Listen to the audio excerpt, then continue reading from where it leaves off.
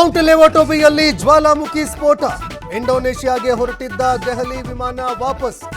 ಬಾಲಿ airport ಸುತ್ತಮುತ್ತ ಆವರಿಸಿದ ದಟ್ಟ ಹೊಗೆ. ಇಸ್ರೇಲ್ ಇರಾನ್ ನಡುವೆ ಹೆಚ್ಚುತ್ತಲೇ ಇದೆ ಯುದ್ಧ. ಇಸ್ರೇಲ್ನಲ್ಲಿ ಸಿಲುಕಿರುವ ಕನ್ನಡಿಗರು ಸೇಫ್. ಭಯ ಪಡಬೇಡಿ ಎಂದ ನಟರಾಜಗೌಡ.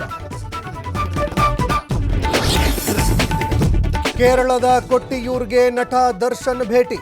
ಶಿವನ ದೇಗುಲಕ್ಕೆ ಕುಟುಂಬ ಸಮೇತ ವಿಸಿಟ್. ದೇವಾಲಯದಲ್ಲಿ ವಿಶೇಷ ಪೂಜೆ ಸಲ್ಲಿಕೆ.